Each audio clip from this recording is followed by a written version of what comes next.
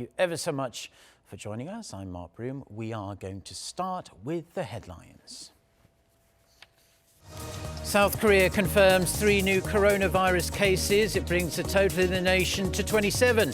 The death toll in China hits 908. The number of confirmed infections there at 40,171. We hear from a former head of the WHO. She says the novel coronavirus epidemic is very similar to SARS when it first appeared in China in 2002. She also says world governments are generally handling the outbreak in the right way. Plus, the highly acclaimed South Korean movie Parasite is up for 6 Oscars at this year's Academy Awards. Could it win Best Picture? We'll know in the coming hours.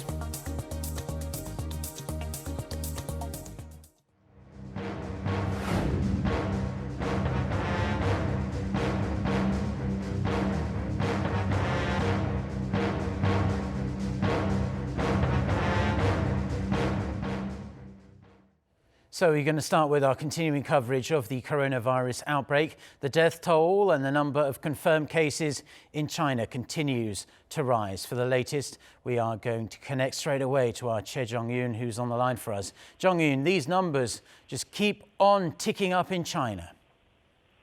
Well, Mark, as of this morning, the death toll in China is over 900, with 97 deaths recorded in the past 24 hours. This is the first time there have been more than 90 recorded deaths in a single day. 91 out of the 97 deaths come from the Hubei province, the epicenter of the outbreak. There were also some 3,000 more confirmed cases, bringing the number of confirmed infections to more than 40,000. On a brighter note, the number of new cases has stabilized in recent days. Other areas of China, except for the Hubei province, have seen a downturn in the number of newly confirmed cases for the past 5 days in a row. New cases across the rest of China were reportedly staying at some 500 a day as of Friday. The most recent data from China's National Health Commission also shows new cases as of Sunday stand at some 300. Meanwhile, anxiety rises as millions of Chinese are set to return home following the end of the Lunar New Year holiday, which was extended to February 9th.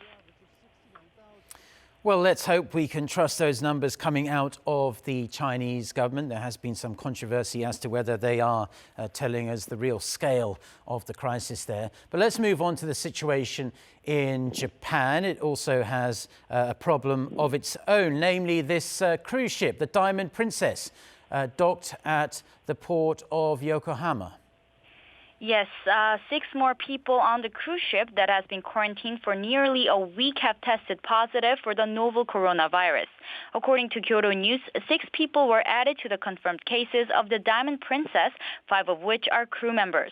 This brings the total number of confirmed cases on the vessel to 70. About 3,700 people have been quarantined since last Monday after it was learned that a passenger who disembarked in Hong Kong on January 25th had been infected. The Japanese government announced on Sunday it would test all passengers and crew members on the ship. Previously, it had planned to test only those necessary. Japan vowed full support to aid those quarantined who are reportedly suffering a shortage in food and medical supplies. Meanwhile, confirmed cases outside of the vessel stand at 26 in Japan. Tokyo doesn't want to include the number of confirmed cases on the ship to the total cases in Japan. That's all I have for this hour, but I'll be back with more updates in our later newscast. Back to you, Mark.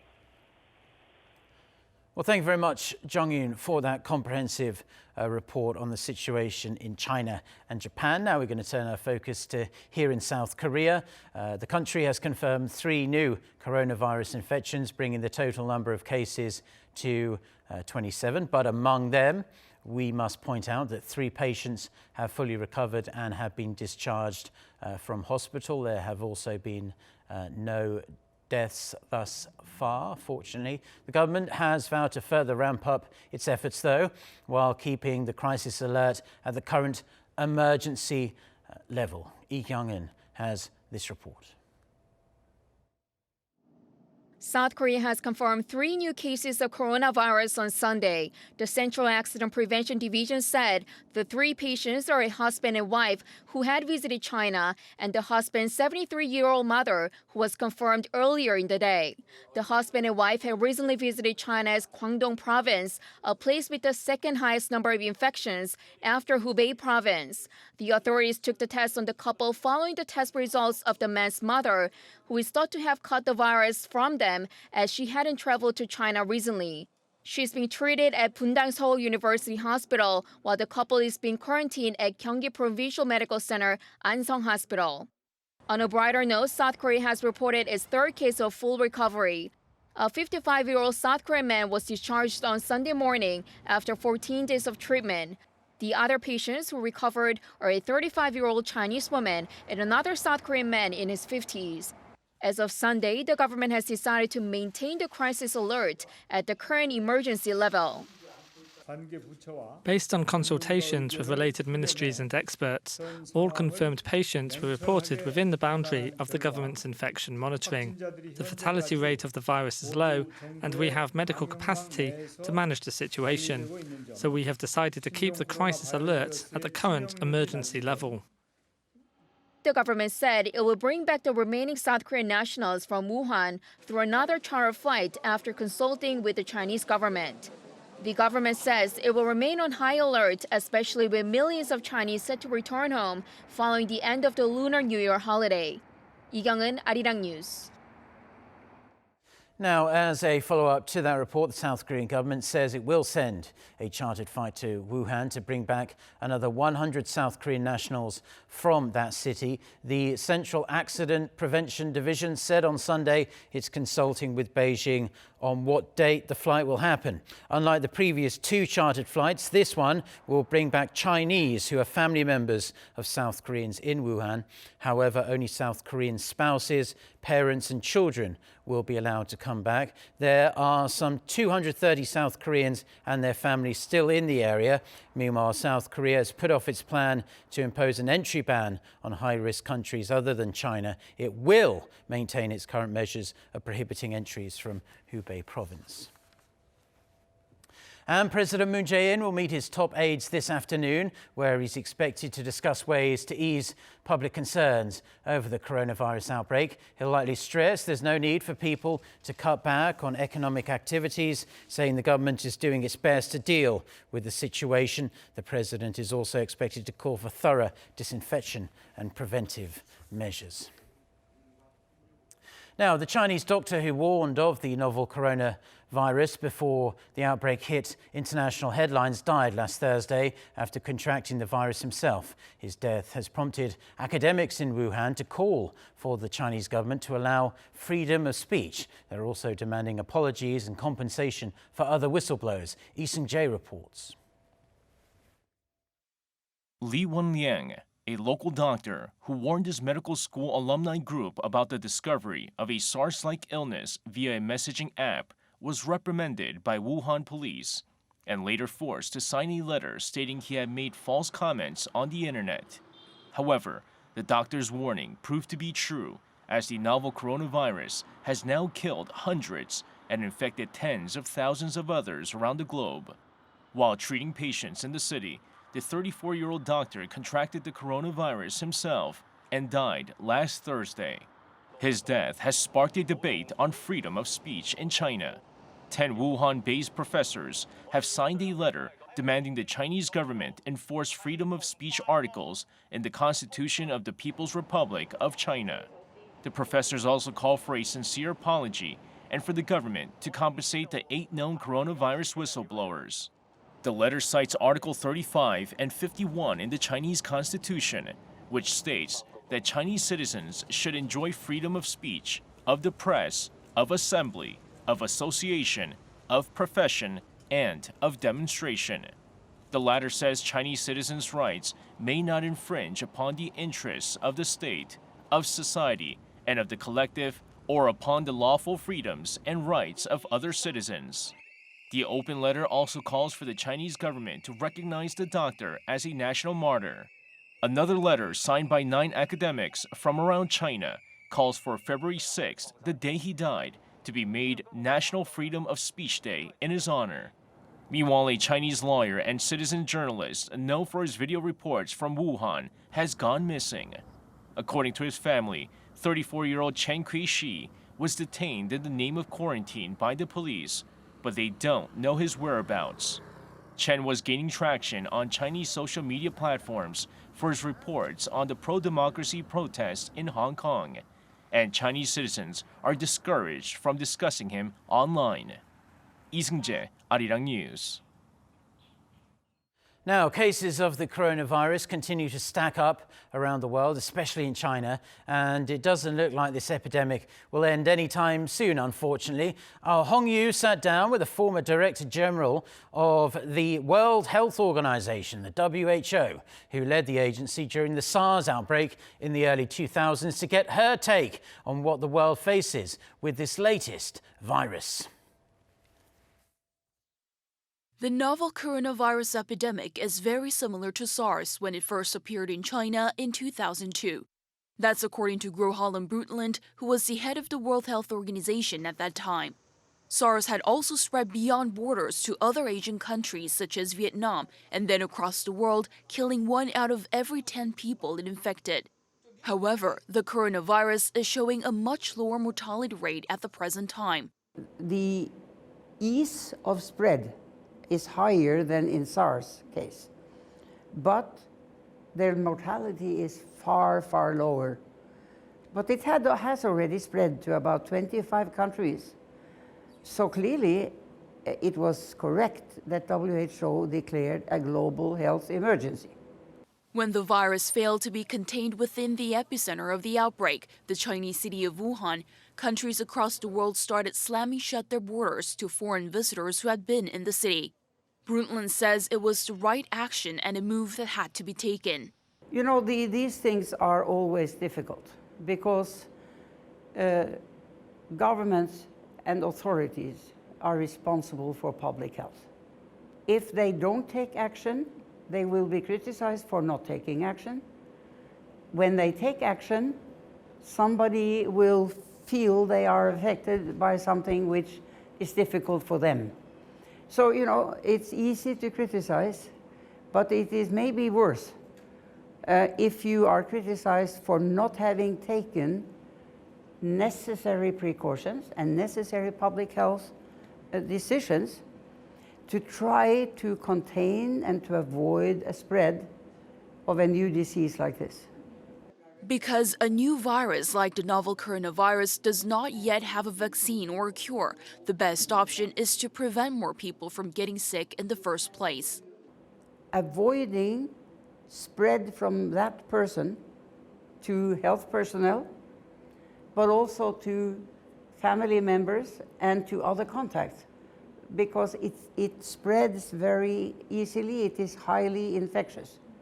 So by trying to contain and help the person, but contain and avoid spread is really the major public health consideration. Asked how long she expects this epidemic to last, Brundtland says that by looking at how many countries it has sprouted up in so far, it's likely to linger longer than SARS, which lasted 4.5 months. Hong Yu, Arirang News.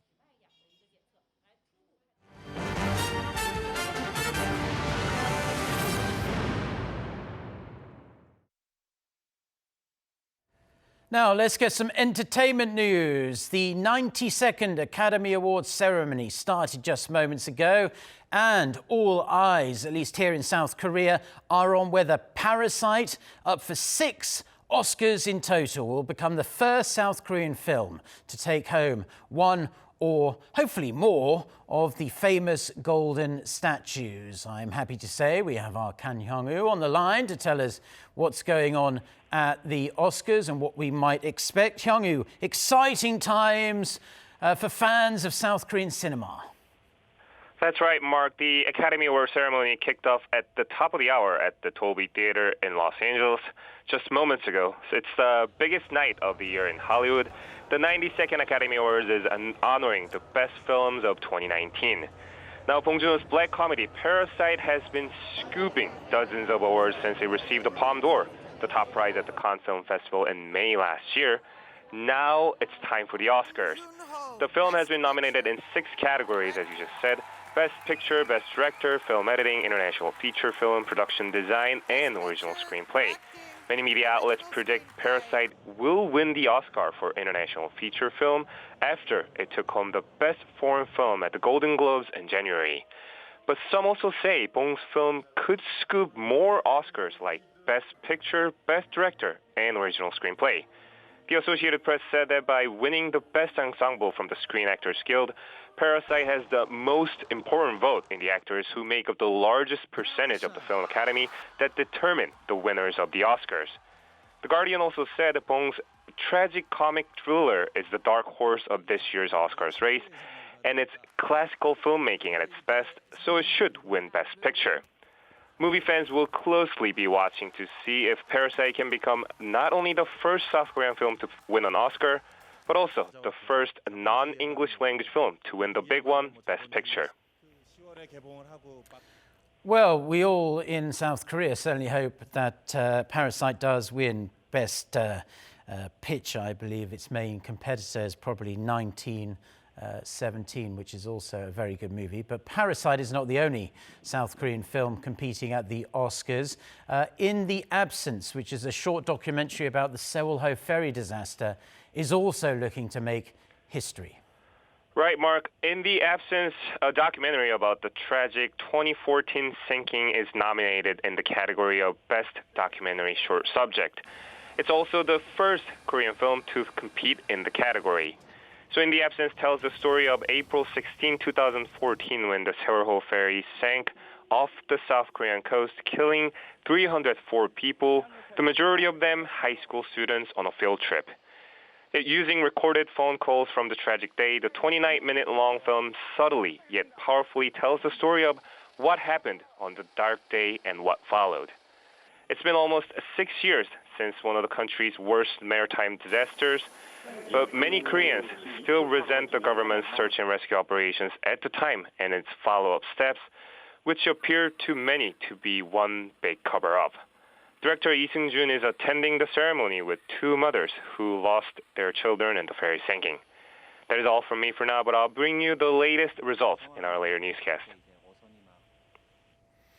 Yeah, still terribly shocking to see the video of that dark day in South Korea's history, the Seoul ferry sinking. But we wish the best of luck to In the Absence and also Paradise at the Oscars, and we'll be bringing you all the updates as we get them here on Arirang News. Now, in other news, a Seoul-Washington working group meeting will take place in the coming hours to discuss inter-Korean issues. Alex Wong, who is U.S. Deputy Assistant Secretary for North Korea, is to hold talks with Lee Dong-yeol, the Foreign Ministry's Director General for the Korean Peninsula Peace Regime at Seoul's Foreign Ministry. They are expected to deal specifically with Seoul's recent initiative to enable South Koreans to travel to North Korea. Seoul is hoping to boost inter-Korean cooperation in a bid to bring North Korea back to talks on its denuclearization. Wong will also meet with officials from Seoul's Presidential Blue House and the Unification Ministry before departing on Wednesday.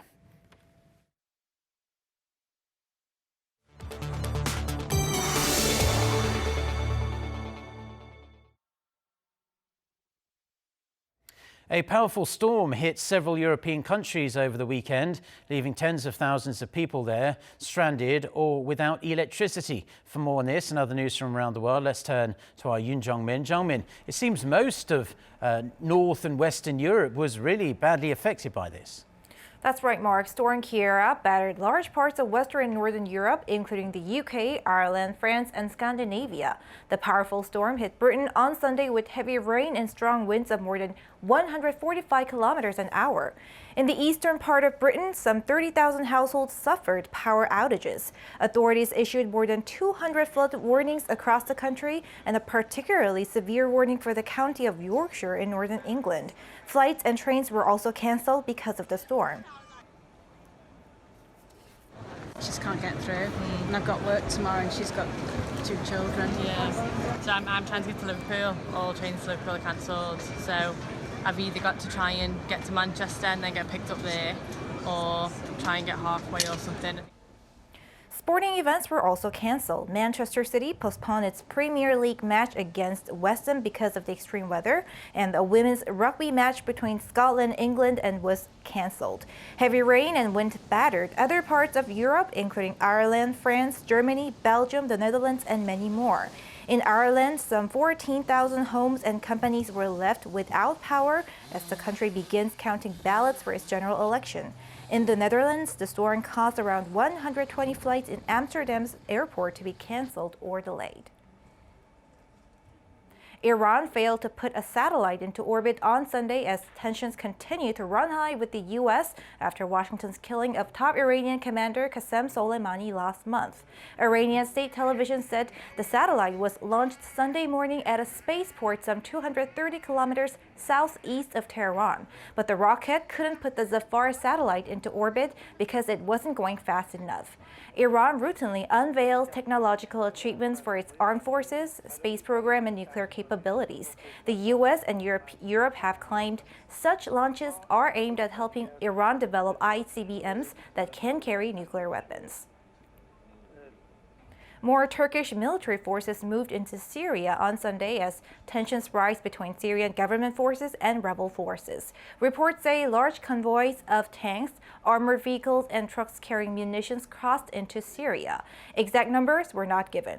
Turkey already sent nearly 200 armed vehicles to the northwest Syrian border earlier this month. The UK-based War Monitor, the Syrian Observatory for Human Rights, said 1,240 Turkish military vehicles and 5,000 soldiers have moved into Idlib over the last week.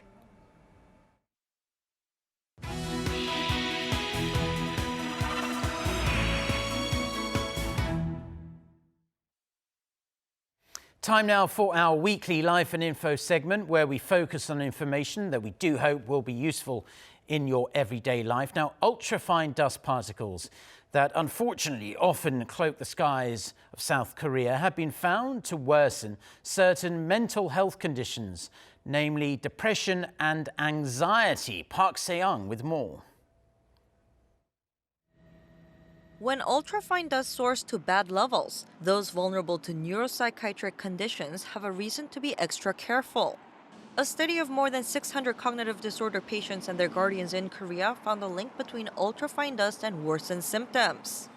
In months where the average ultrafine dust concentration increases by 8.3 micrograms per cubic meter, patients' neuropsychiatric behavioral symptoms were 16.7% worse. In patients with mild cognitive impairments, the symptoms were 40.7% worse. While there have long been concerns of fine dust particles smaller than 2.5 micrometers in diameter increasing the risk of cognitive and mental disorders, this is the first time that research has identified a relationship between ultrafine dust and neuropsychiatric behavior. Since ultrafine dust can affect not only internal diseases but also mental illness and brain health, the elderly and those with dementia should be extra careful. The study, which used the Korean version of behavior rating scale for dementia, was published in the journal Science of the Total Environment. Park Se-young, Arirang News. The South Korean government is looking for naturalized Koreans and foreign residents who have successfully settled here in South Korea to serve as mentors for newcomers to the country. According to the Ministry of Justice, selected members will participate in an education program to help immigrants acquire basic knowledge and information about life in Korea, including language, culture, and understanding of Korean society. Now, applicants must be over 25 years old, have lived in Korea for at least 5 years, and be able to hold lectures in Korean. Applications can be downloaded from the Immigration Service Office's website and must be completed before 5 p.m. Tuesday. That's Korea time. Some 30 people will be selected to serve for a year.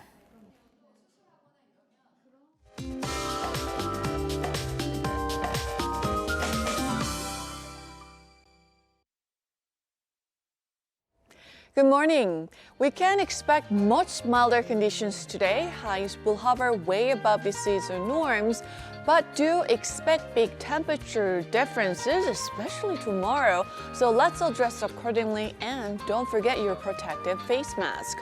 Ultrafine dust levels will rise as the day goes on, and expect more polluted air for those in Korea's western regions, and it could reach very bad levels in the coming hours. Meanwhile, dry weather advisories remain in place for the Gyeongsang-do provinces and their surrounding regions, as well as here in the capital. Be careful as dry conditions often can cause wildfires. This afternoon, highs will be hovering in the double digits for most parts of the country, and we should have mostly sunny skies.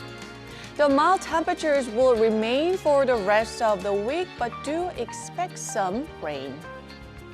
That's Korea for you, and here's the international weather for viewers around the world.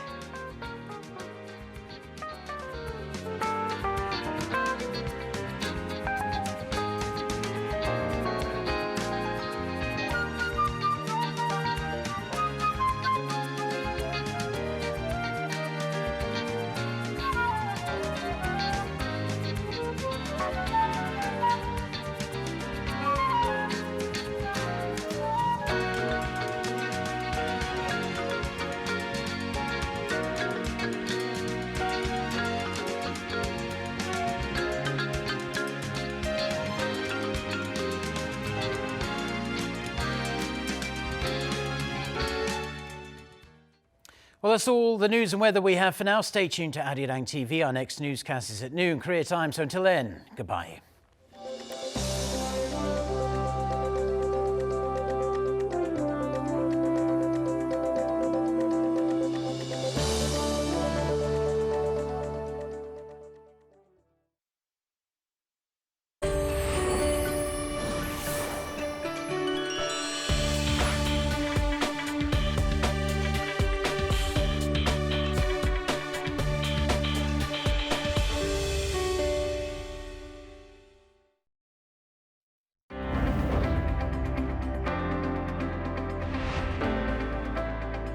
The novel coronavirus is spreading